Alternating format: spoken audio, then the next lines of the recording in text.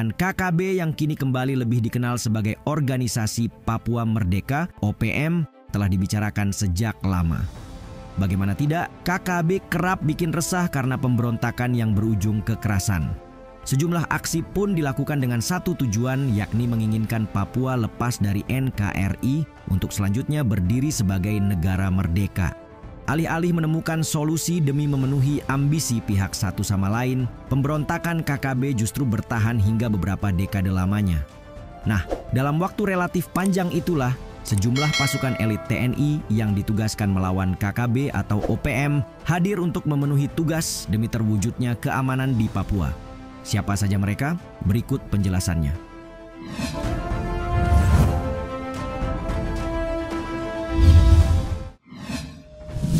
Pasukan Tengkorak, para Rider 305. Yang pertama dalam daftar ini adalah pasukan Satgas Pamtas Mobile Yonif Para Rider 305 atau yang lebih dikenal sebagai pasukan Tengkorak. Juga dipercaya untuk menangani KKB di Papua, sepak terjang pasukan ini pun tak perlu diragukan. Pernah dalam serangan 23 April 2024 lalu, pasukan Tengkorak berhasil memukul mundur KKB yang berada di sekitar Kampung Titigi, Kabupaten Intan Jaya, Papua Tengah. Mereka ini merupakan salah satu pasukan elit di bawah Kostrad dan ditempatkan di beberapa tempat. Di antaranya Kampung Mamba dan Kampung Zuambili yang terletak di Kabupaten Intan Jaya, Papua Tengah. Sejumlah sumber menyebut bahwa pasukan Tengkorak memiliki kemampuan tempur di atas rata-rata prajurit infanteri biasa. Sebab mereka juga dilatih kemampuan anti-teror dan keahlian-keahlian khusus lainnya seperti raids, mobil udara, dan pertempuran jarak dekat serta handal di segala medan. Mengutip Tempo, pasukan Tengkorak telah dirintis ketika Indonesia mulai membentuk organisasi kemiliteran pasca proklamasi 17 Agustus 1945. Namun nama Tengkorak baru diberikan beberapa tahun kemudian. Dalam sepak terjangnya, pasukan ini terlibat dalam sejumlah operasi, antara lain penumpasan DI, TII, dan penyelamatan Panji Siliwangi pada 1949, operasi PRRI Permesta pada 1950, serta operasi Dwikora pada 1964 sampai 1965. Selain itu juga terlibat dalam penumpasan G30 SPKI pada 1965, penumpasan PJRS Paraku Kalbar tahun 1968, hingga penumpasan Gerakan Aceh Merdeka pada 2002.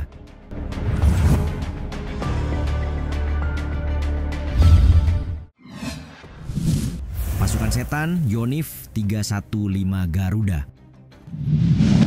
Pasukan Setan dari TNI AD merupakan satu di antara pasukan elit TNI yang terlibat dalam upaya memberantas KKB.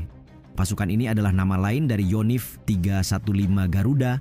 Mereka diutus ke Papua untuk menggantikan Yonif 756 WMS sebagai Satgas Pengamanan Daerah Rawan dari KKB.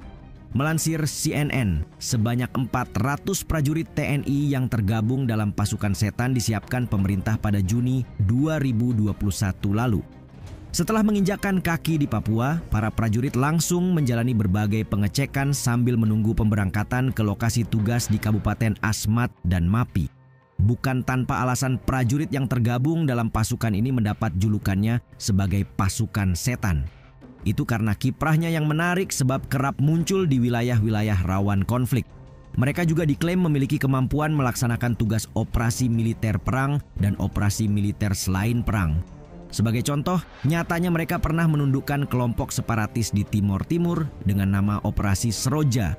Bahkan ikut berpartisipasi dalam pembersihan sisa-sisa G30S, PKI hingga penumpasan GAM di Aceh. Melalui sumber yang dihimpun CNN dari berbagai sumber, satuan ini dibentuk pada 20 Agustus 1947 di Cirebon. Sempat beberapa kali berganti nama, akhirnya pada 1 Agustus 1952 pasukan ini resmi menyandang nama sebagai Batalion 315 Garuda.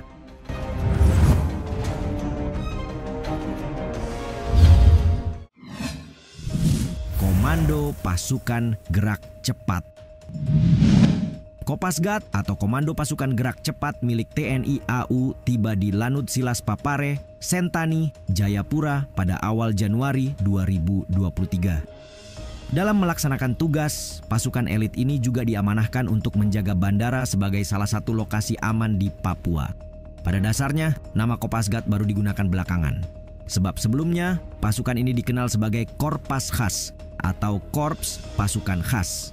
Pasukan ini terbentuk pada 1947 atas permintaan Gubernur Kalimantan yang saat itu dijabat Muhammad Noor. Dalam hal ini, ia ingin menerjunkan pasukan dalam membantu perjuangan rakyat Kalimantan. Hingga akhirnya pada 17 Oktober, 13 orang dipersiapkan untuk terjun di kota Waringin.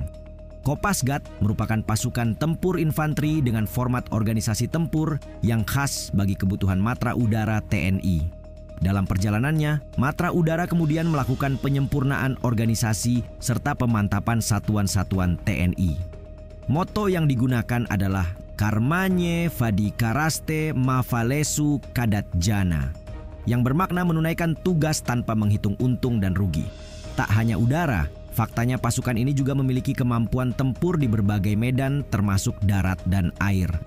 Sarana transportasi udara dirasa yang paling efektif dan efisien di Papua.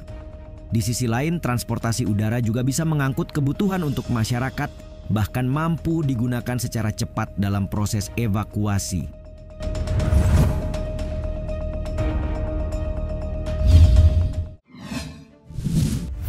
Komando Pasukan Khusus. Komando Pasukan Khusus, Kopassus, TNI AD juga terlibat dalam operasi memburu KKB di Papua. Pasukan Korps Baret Merah ini pun kerap menuai keberhasilan dalam sejumlah penugasan. Meski demikian, jejak keberhasilan dalam menumpas KKB kerap tertutupi karena misi dan tugas operasi yang bersifat rahasia. Nama satuan elit TNI AD ini mulai bersinar ketika bernama RPKAD, tepatnya saat penumpasan G30S PKI dipimpin Kolonel Infanteri Sarwo E. Wibowo. Dalam perjalanannya, pasukan elit ini diketahui berganti nama beberapa kali. Setelah RPKAD, namanya berganti menjadi Puspassus AD, kemudian Kopasanda hingga menjadi Kopassus seperti hari ini. Pada tahun 2017, Kopassus pernah terlibat dalam operasi senyap di Tembagapura.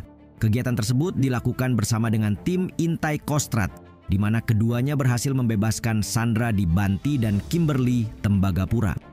Selain itu, pada Mei 2021 lalu, anggota Kopassus terlibat kontak senjata dengan anggota KKB di wilayah kampung Wuloni, Ilaga. Dalam kejadian itu, 2 anggota KKB dinyatakan tewas. Adapun salah satu prestasi yang begitu diingat dan terekspos hingga dunia internasional adalah saat pembebasan sandera ekspedisi Lawrence 95 yang dipimpin Danjen Kopassus Brigjen TNI Prabowo Subianto kala itu.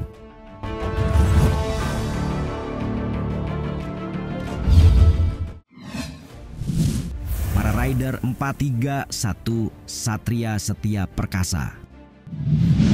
Para Rider 431 Satria Setia Perkasa (SSP) merupakan satuan elit TNI lainnya yang ditugaskan untuk memburu KKB Lamek Taplo di distrik Kiwirok, Kabupaten Pegunungan Bintang, Papua. Bermarkas di Karyanggo, Sulawesi Selatan dan masuk dalam divisi 3 Kostrad.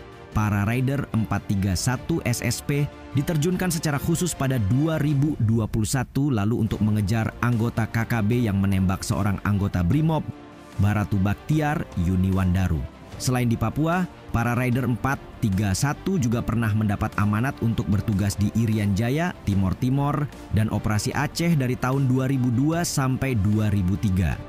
Saat ini pasukan elit tersebut bertugas di Papua BKO Kodam 17 Cendrawasih sebagai satuan tugas Pamtas Mobile.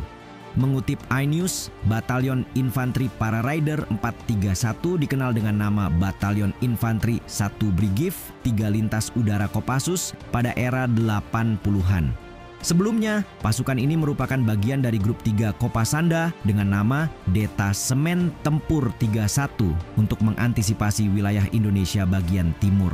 Adapun nomor pengenal 431 merupakan warisan dari Batalion 431 yang berkedudukan di Slawi, Tegal, Jawa Tengah pada tahun 1963 sesudah melaksanakan operasi Trikora di Irian Jaya, Papua.